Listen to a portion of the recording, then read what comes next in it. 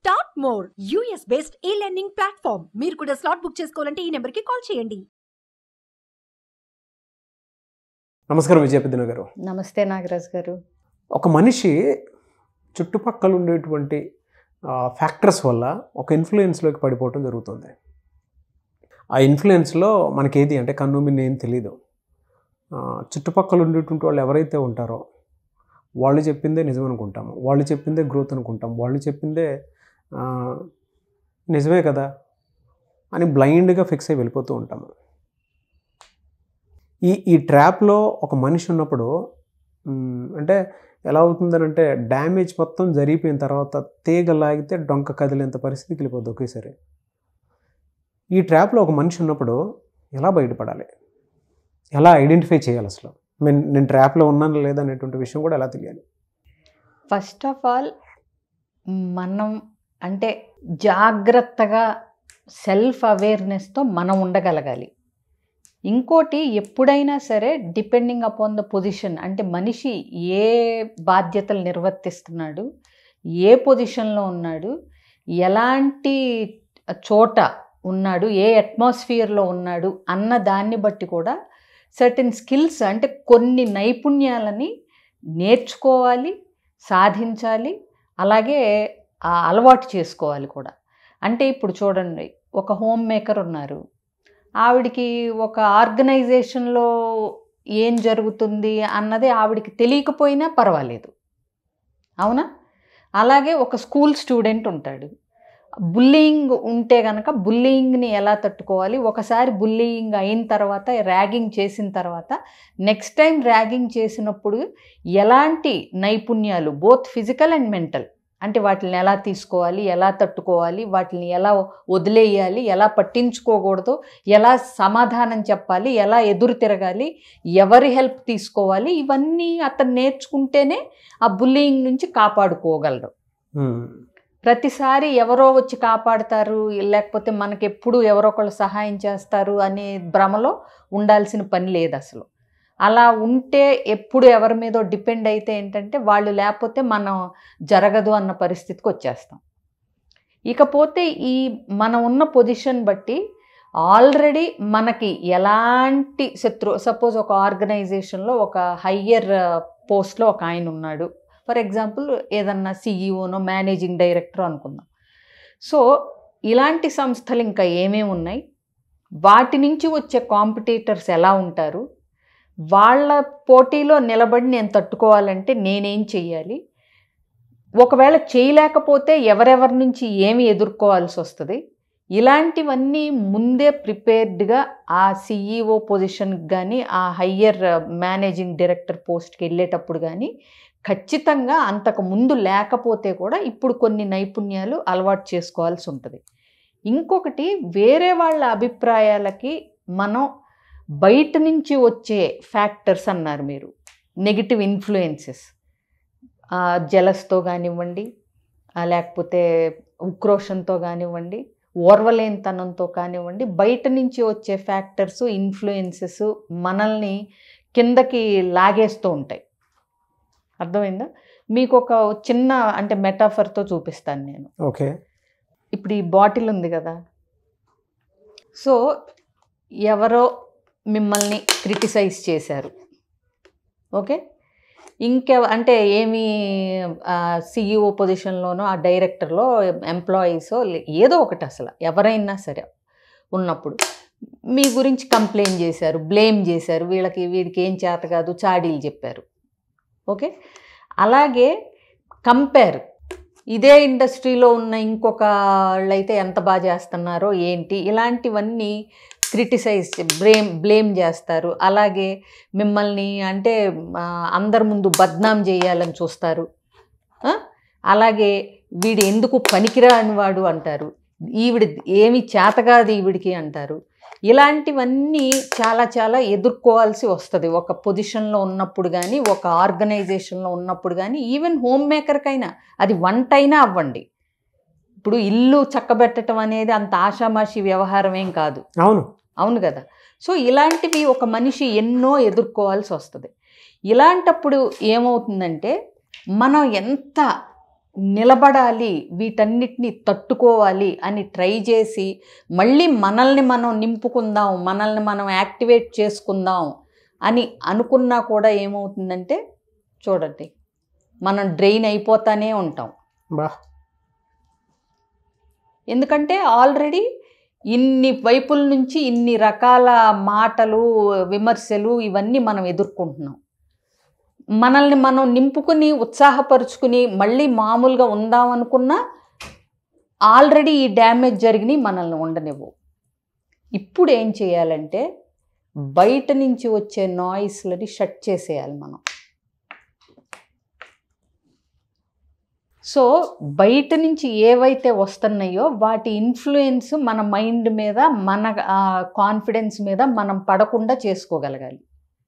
So అలా చెయ్యాలంటే మనకేం అంటే రావాలి, తెలుసుకోవాలంటారు, ఎటువంటి అవేర్నెస్ ఉండాలంటారు అసలు? ఎగ్జాక్ట్లీ మనం చేసే పని మీద మనకు ఒక కన్విక్షన్ ఉండాలి, నిబద్ధత ఉండాలి, ప్లస్ మనకి సెల్ఫ్ కాన్ఫిడెన్స్ ఉండాలి, ఆత్మవిశ్వాసం. తప్పులు చేయొచ్చు ఎవరైనా, కానీ ఆ తప్పుల నుంచి నేర్చుకుంటున్నాం, మళ్ళీ ఈ తప్పు రిపీట్ చేయము అనే ఒక ఆత్మవిశ్వాసం ఉండాలి. అట్లాంటివి ఉన్నప్పుడు మనం నెగ్గుకు రాగలుగుతాం. ఇంకొకటి, ఏనుగు వెళ్తూ ఉంటే 100 కుక్కలు మురుగుతూ ఉంటాయి. ప్రతి కుక్కకి సమాధానం చెప్పాల్సిన అవసరం లేదని నేను ఇదివరకు కూడా చెప్పాను. ఇలాంటి వాళ్ళు ఎవరైతే ఎక్స్టర్నల్ ఇన్ఫ్లుయెన్సెస్, ఎక్స్టర్నల్ ఫ్యాక్టర్సు, చుట్టుపక్కల వాళ్ళు మాట్లాడే మాటల వల్ల మనం డ్రైన్ అవుట్ అయ్యే వాళ్ళకి ఇది నేను చెప్తాను. ఎక్స్టర్నల్గా ఎవరు మాట్లాడతారు అంటే మనం ఆపలేమండి. ఎందుకంటే what is in your control. వాళ్ళు మాట్లాడటాన్ని మీరు ఆపగలరా? వాళ్ళు విమర్శించకుండా మీరు వాళ్ళ నోరు మూయించగలరా? వెళ్ళి వాళ్ళని బతిమాలగలరా? బాబు నన్ను విమర్శించొద్దు, బాబు నన్ను కంపేర్ చేయొద్దు, బాబు నన్ను తిట్టొద్దు, అమ్మ నన్ను బద్నాం చేయొద్దు. ఇలా మనం వేరే వాళ్ళని మనం కంట్రోల్ చేయగలమా? లేదు. వాళ్ళ పని వాళ్ళు చేసుకుంటున్నప్పుడు మనం వేసుకోవాల్సిన ప్రతిసారి మనం వేసుకోవాల్సిన క్వశ్చన్ ఒక్కటే, నాగరాజు గారు, నా కంట్రోల్లో ఏముంది? ఈ సందర్భంలో నేనేం చేయగలను? ఈ సిచ్యువేషన్ని మార్చటానికి నేను ఎలా ప్రవర్తించాలి? నేను ఎలా బిహేవ్ చేయాలి? ఇలాంటి సన్నివేశాలను ఎదుర్కోవటానికి నేను ఎలా సంసిద్ధంగా ఉండాలి? Always question your self. మిమ్మల్ని మీరు ప్రశ్నించుకోండి, సమాధానం మీ దగ్గరే ఉంటుంది. ఓకే. ఎవరి ప్రాబ్లమ్స్కైనా కర్త కర్మ క్రియ వాళ్లే. వీళ్ళు తిట్టడం వల్ల నేను ఏడ్చాను కాదు, వాళ్ళు తిట్టినందుకు నువ్వు ఎదురు సమాధానం చెప్పలేక, నిన్ను నువ్వు హ్యాండిల్ చేసుకోలేక ఏడుస్తున్నావు. అలా అయితే ఎవరన్నా తిడితే ప్రతాళ్ళు ఏడవాలి కదా, కానీ ఏడవరే. ఒకళ్ళు ఎదురు తిడతారు, ఒకళ్ళు వీడితో మాటలేంటని వెళ్ళిపోతారు, ఒకళ్ళు ఏడుస్తారు, ఒకళ్ళు కొడతారు నన్ను తిడతావా అని. అంటే ఏంటి? సేమ్ తిట్లు. 10 మంది దగ్గరికి వెళ్ళి ఒక వ్యక్తి ఇవే తిట్లు తిడితే ఒక్కొక్క వ్యక్తి ఒక్కొక్కలాగా రియాక్ట్ అవుతాడు. అలాంటప్పుడు తిట్టినందువల్ల ఏడుస్తున్నానో, వాడు తిట్టాడు కాబట్టి నేను కొట్టానో, వాడు తిట్టాడు కాబట్టి నేను తన్నానో కాదు. వాడు తిడతాడు, అది వాడి కంట్రోల్లో ఉంది, వాడి చేతుల్లో ఉంది తిట్టాలా వద్దా అని. నువ్వెలా రియాక్ట్ అవుతున్నావు అది మన చేతుల్లో ఉంది. కాబట్టి ఇప్పుడు మన రియాక్షను అవతల వ్యక్తి వల్ల వచ్చింది అని అనటానికి లేదు. అవతల వ్యక్తి ఏం చేసినా మన చేతుల్లో మన చాయిస్ ఉంది, మనం ఎలా రియాక్ట్ అవ్వాలనేది. ఈ చిన్న లాజిక్ తెలిసినప్పుడు మన పని మనం చేసుకుంటూ వెళుతూ ఉంటే వేరే వాళ్ళ వల్ల నేను అదైపోయాను, ఇదైపోయాను, అందుకే ఇలా అయిపోయాను అని అన్నారు అంటే మనం డెవలప్ చేసుకోవాల్సిన క్వాలిటీస్, లక్షణాలు, ట్రెయిట్స్, నేర్చుకోవాల్సిన స్కిల్స్ ఇవి ఇంకా ఉన్నాయి అని అర్థం. వాటి మీద ఫోకస్ చేయాలి మనం. So focus on your work. పని మీద దృష్టి పెట్టండి, మీ పని మాట్లాడుతుంది. చుట్టుపక్కల వాళ్ళు ఏమన్నారు అన్నదానికి మూత పెట్టేసేయండి, ఆగిపోతుంది. అర్థమైందా? అర్థమైంది. ఎనీవేస్, వెరీ గుడ్ ఎగ్జాంపుల్ అండి. థ్యాంక్ యూ సో మచ్ విజయపెద్దన గారు. అయితే చాలామంది మానసికంగా ఒక్కొక్క సమస్యతో బాధపడుతూ ఉంటారు. అంటే ఆ సఫరింగ్ కొన్నిసార్లు దేని కిందకి వెళ్ళిపోతుందని అంటే పాజిటివ్ అంటే సూసైడ్ కూడా ఒక పాజిటివ్ నోట్ అనే దాని కింద ఆ పాయింట్లోకి వెళ్ళిపోతూ ఉంటుందన్నమాట. ఆలోచనలు ఒకదాని వెంట పడిపోయి ఇలా సఫరింగ్ అయ్యేటువంటి వాళ్ళు చాలామంది ఉన్నారు. మీ దగ్గర అపాయింట్మెంట్ తీసుకొని బయటపడదాం అనుకునేటువంటి వాళ్ళు ఉన్నారు. మిమ్మల్ని అప్రోచ్ అవ్వాలంటే ప్రాసెస్ ఏంటి? నన్ను అప్రోచ్ అవ్వాలంటే చాలా ఈజీ అండి. వీడియో మీద స్క్రోల్ అవుతున్న నెంబర్ని కాంటాక్ట్ చేస్తే నా అపాయింట్మెంట్తో పాటు అన్ని డీటెయిల్స్ ఇస్తారు. కాకపోతే మీరన్న ఒక పాయింట్ నాకు అంటే స్ట్రైకింగ్గా అనిపించింది. సూయిసైడ్ కూడా పాజిటివ్ పని అనుకునే ఒక భ్రమలో ఉంటున్నారు.